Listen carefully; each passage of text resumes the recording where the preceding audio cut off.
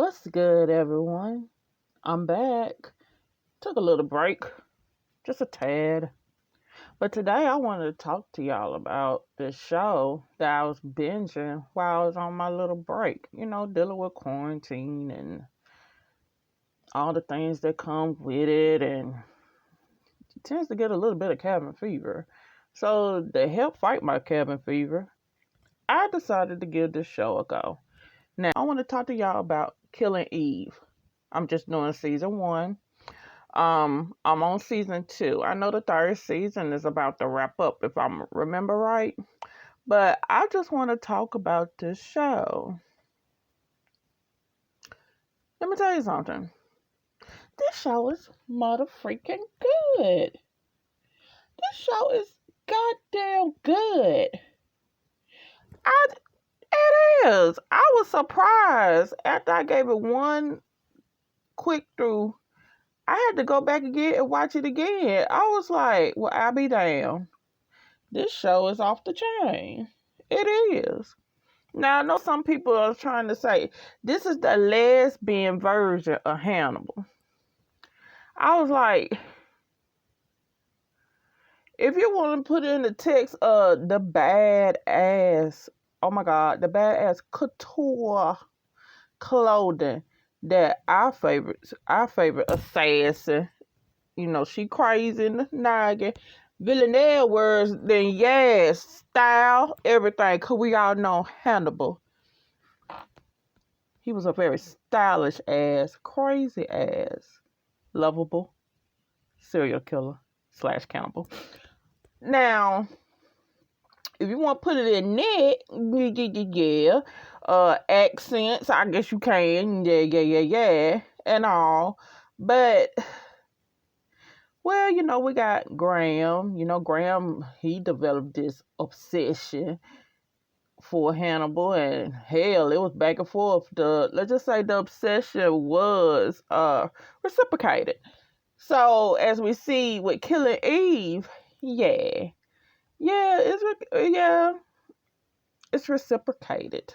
Now, first off, Sandra Oh is amazing. I freaking love her. That was my favorite doctor during her run on Grey's Anatomy. I love her. And I was wondering, was she going to take a break, or were we ever going to see her, in something that, maybe not a movie role or whatnot, or just, something we'll see you weekly, bitch. We like seeing you. We like just seeing you on the TV, you heard me? On your role. And, we got Killing Eve. Now, the breakout star from this show, let's just call it what it is and let it be what it is. It's the chick that plays Villanelle. Jodie Comer. That's her name. I hope I pronounced that last name right. Jodie Comer. Listen. She plays this role with childlike, effortless, psychotic tease. And you're like, she crazy, right? You know the bitch crazy, but you is rooting for her all the while. And here's the thing. Yeah, we all knew Hannibal was a cannibal ass man. But, I was rooting for him and Will's relationship. I wanted them to, roll off together, maybe adopt a kid or whatever. And, it just go be cannibal serial killers together, and, have a little family and all. Because, they'd be great fathers. I'm just saying. That's all, that's all I want. And let's be real. I want Eve to run off in the sunset with motherfucking Villanelle. Listen, one time for the lesbos, one time for the les. I'm here for it. Is this the greatest lesbian love story of all time, bitch? Is this what this is? If this is what y'all giving me? Because if this is what y'all giving me, I'm taking it all. I am here for it.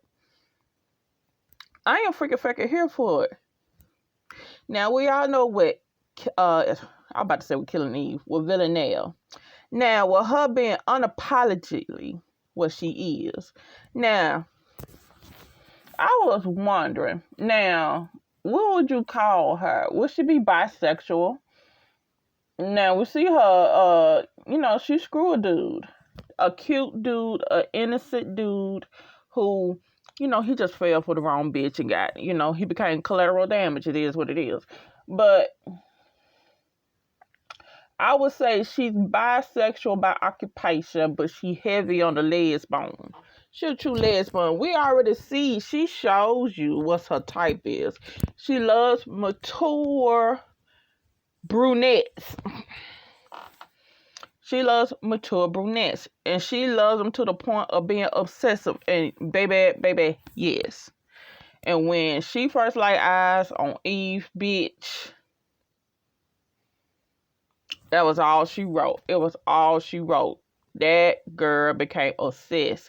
And when I tell you the sexual tension between these two, it's so thick. It's like motherfucking chocolate pudding, bitch. I could give me a spoon and just eat it up right then. You heard me? I love everything about this show. I ain't gonna even much fucking lie. I do. And I love it when stuff becomes organic. Organic when you put in, especially dealing with sexuality or dealing with race relations or whatnot. I love it when it's organic. And this is organic. You ain't got to put that shit in my face. No water is wet. You heard me? Make it organic, make it natural and everything. That's some of the best storytelling there is. So, with this Eve, not Eve. Why won't keep saying Eve? Villanelle owns her puss. She know what her puss wants, and her puss wants Eve. Now, you see through the course of the first season, you see Eve's marriage basically deteriorate before your very own eyes, and it's fast with it. You heard me? And it leads me to think maybe y'all foundation was not rock strong in the first damn place. Maybe that's what it was. Now, bruh man, her husband, Nico, I was like, bro, I don't know what to tell you when a woman stole your woman. A woman stole your wife. Listen, I done heard of situations before a whole woman stole this other girl away from her husband. Her husband went crazy. Baby, I done heard of this storyline before. I done seen that in real life. So, did Eve love her husband? Yes, she did. I think she loved him in the capacity that was allowed between them. He was a safe option. He was safe. And I think she got too comfortable and safe. There's that reliance or the complexity. I hope I didn't pronounce that wrong. And being safe. That was that. You know what I'm saying? And she was like in a mundane Ferris wheel of her daily life. And here comes something new. Here comes this crazy other variable, which is Villanelle, and basically rocks her world. It shakes her table. And whereas her life is all in pastels or grays and, blues and all that stuff, you notice, during this first season, she don't wear no colors. Villanelle is the one with color. Villanelle is the one with bright colors and all that stuff. Let me tell you, what I tell you before in my other reviews, I love when TV shows or movies tell stories in color. So you see this with this show. Now, on the second season, I wonder will she branch out. I don't know. But you just see this back and forth, this tango, if you will. Basically, I'm looking at Eve being a tender lost lamb and Villanelle being that hungry ass wolf that's just circling her. Now, we find out later on that the last elder chick, well, was it like her first girlfriend? We don't really know. This teacher, let's just call it what it is. The teacher life was ruined. Killed her husband. And here's the thing. I'm like this. Now, Villanelle, she was a kid. Was she a kid? Yeah, she was a kid. So I'm like, well, who seduced who? Each one says the other. Now, I'm like, come on, teacher bitch. You grown. You grown. You ain't even supposed to fall for that trap. Even if Villanelle was motherfucking rubbing up on you and everything, bruh, your moral compass need to be way more stronger than that bitch. You know what I'm saying? So, you see early on in the early stages of Villanelle basically inserts herself in some folks' life and she just basically destroys it. It's almost like a virus, if you will. And I'm gonna be honest, I really don't think the teacher was strong enough to handle Villanelle. Now, do I think she, Eve is strong enough to handle her? We could, I could see that. Cause let's be real. I really don't think Villanelle is all that wrapped tight in the head. She kind of caca, and Eve is caca in the head. So both of them caca-headed girls could get together, and I think they could be able to work. Now, what I'm seeing now, I saw a clip from the 3rd season of basically the infamous kiss. Child, bye. I was up in here like, oh my God. It looks kind of weird that y'all both did it with your eyes open and everything, but I'm here for all of it. But do I feel like Villanelle is actually in love with Eve? I think she is. I do. I really do. I think she is. Because Villanelle says me and her are the same. I would guess so. Crazy would recognize crazy or whatever. Or I believe they feel like they're in the two sides of the same coin, if you will. Now, Villanelle is a killer. She the best there is. I love her handler, Constantine. Is it Constantine? Like their relationship and everything in the beginning, it's almost like father-daughter. Now, I ain't gonna lie. When she put two together and saw what was going on later on in the 1st season, and when basically she found out who's her next job is her handler, when she went to his house, that whole scene, I laughed through the whole thing. I did. When homeboy hit her in the head with a log, when he got in that boat hauled off, flipped off, and she was flipping off, it was hilarious. I ain't gonna lie. The interaction between her and his daughter, I loved every bit of it. Pure comedy gold, if you will. This is a dark comedy, y'all.